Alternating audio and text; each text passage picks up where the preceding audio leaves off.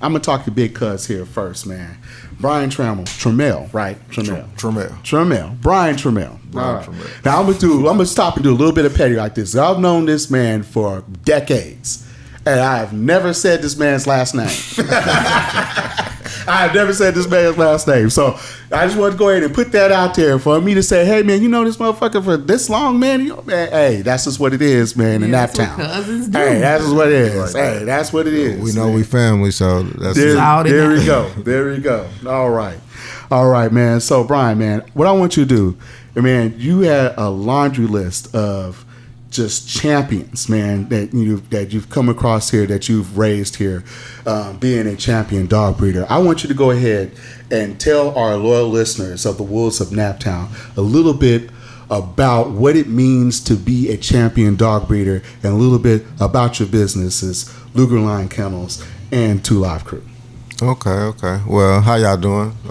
Brian Trammell, founder and owner of Luger Line Kennels, also co-owner of Two Live Crew.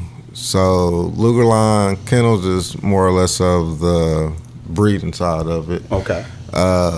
Two Live Crew is necessarily just a group of like-minded breeders that pretty much got together, and we just go to shows. And so at a lot of these other shows, or shows in general, you don't get a live perspective about what's going on from there. Right. So what we're doing is just bringing, a live perspective, since we out at the show so much. You know what I mean? Mm-hmm. An outside view, since social media is so big, and give that a different platform. All right. Are you saying that you go to these shows and you shoot it live? Yes, that's the actual goal for that to be what it is. Because, we've been showing, me personally, I've been showing for about 4 years. Mm-hmm. Right. Champed out a few dogs. And once you get into that community, you start breaking down other things you could do in that community. Mm. You know what I mean? Just whether do stuff or, you know what I mean? So it's a lot of people that can't go to certain shows because this is like a worldwide business. Mm. You see what I'm saying? So we might have somebody overseas, Netherlands and New Zealand, and you might have somebody in Memphis and Detroit that can't see a show that we having here in Indiana. You feel me? So that gives them a perspective, give other people a platform who's that, because in this industry, I guess Photoshop and pictures could be, distorted. So giving people a live view of what it is, helps people out. Now let me ask you, man. Now is that pretty much something normal, man, for like, saying a big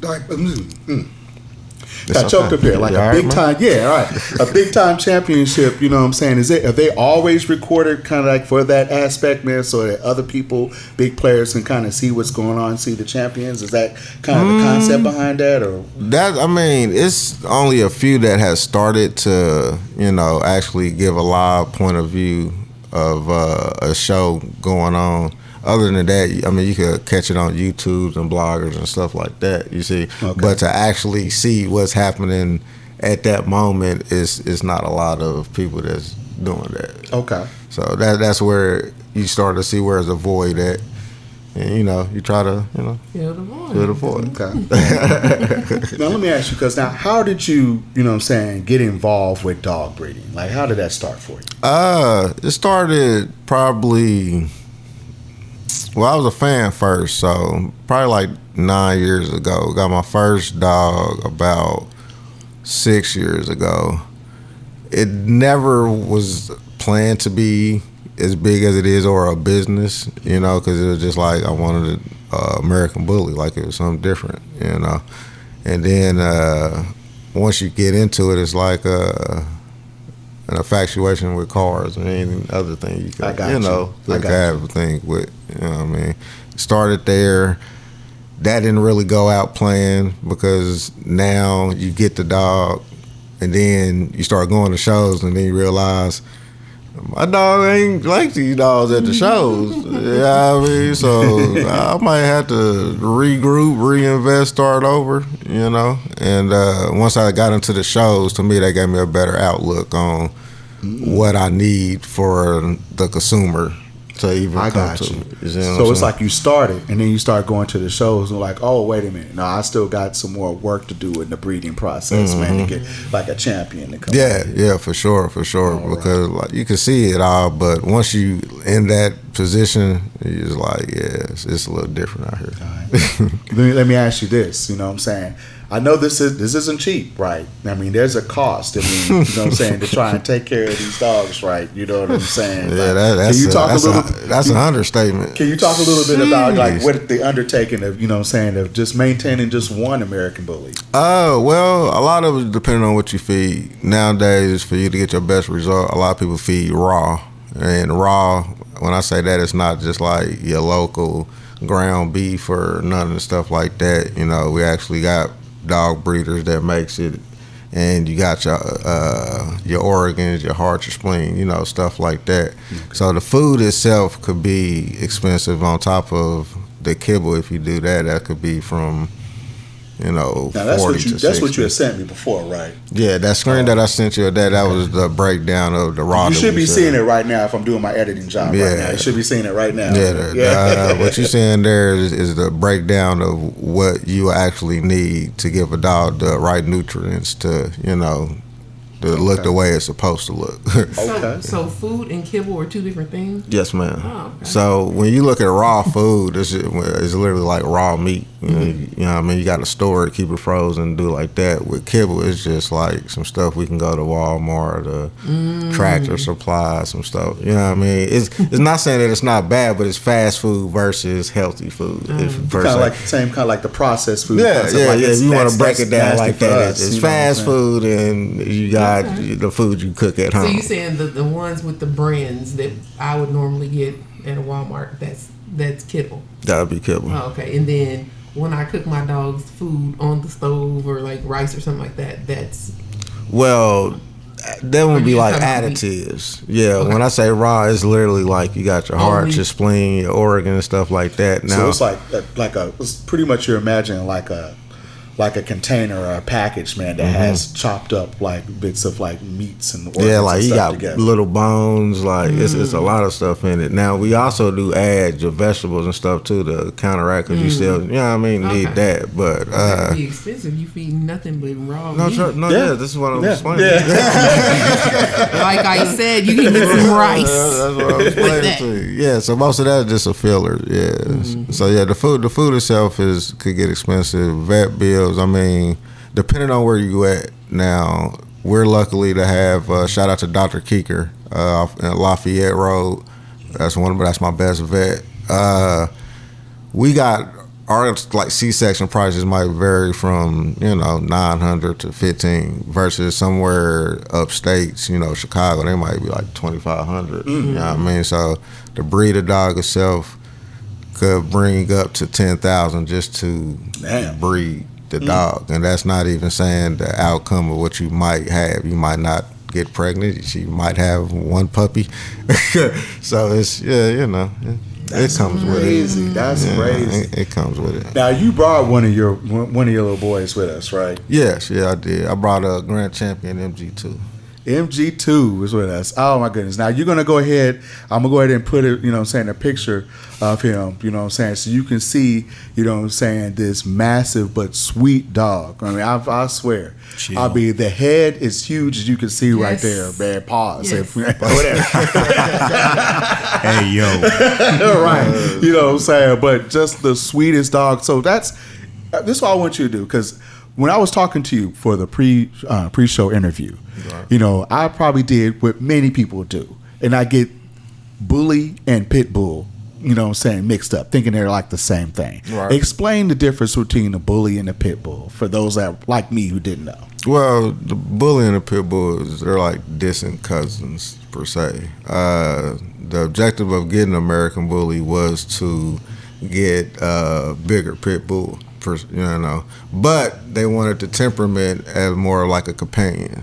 So that's when they bred to different varied dogs, probably like 20, 15 years plus, to get with what we got now, to give you a fine balance of a nice, scary might looking dog, but they're really kids, and you know they need way more loving than the average person. So, Hey, I hear that. I mean, dogs are much more loyal than the average person. I put it to you that. I definitely like dogs more than I like people.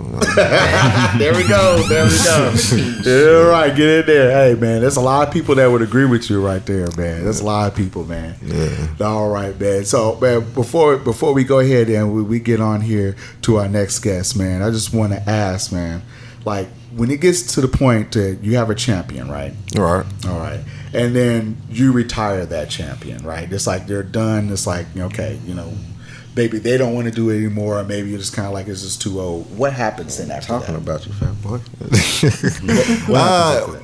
No, it just depends on the dog's career. Like him currently, I stud him out. So he just has a breeding career to continue. Okay. Showing wise, I can't even say that it takes away from anything because, I mean, we actually got shows where you can win money at. So regardless if I'm a grand champion or not, I still have a possibility to go somewhere and win about $1,500, $5,000 just to show my dog.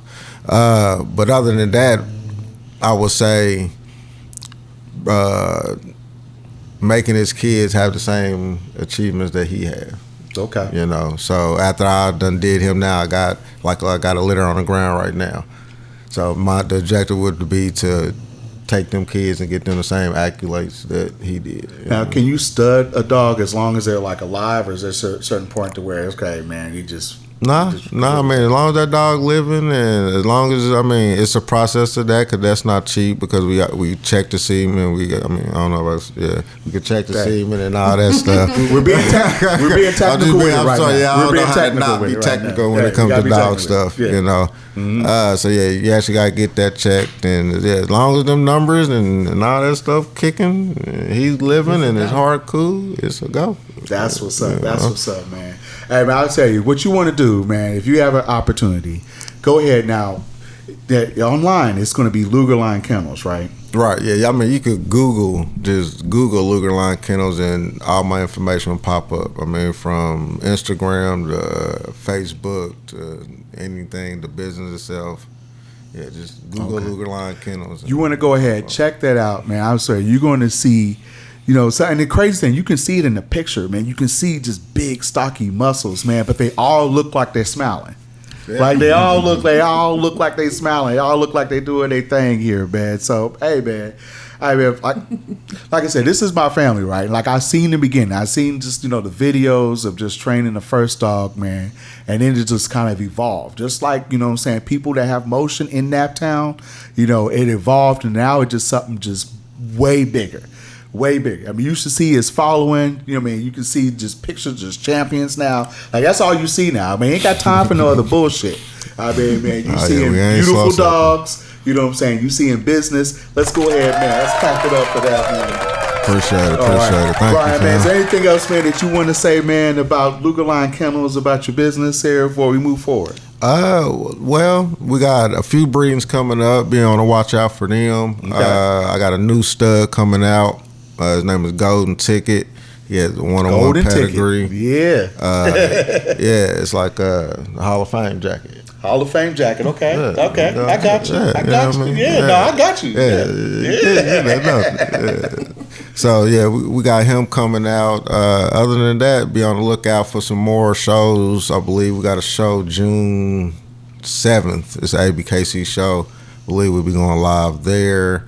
It's another show June 14th, the Juneteenth show that's I think the BRC is throwing. So yeah, just be on the lookout. All right. Man, let's clap up again here. Entrepreneur and champion dog breeder, Brian Trammell.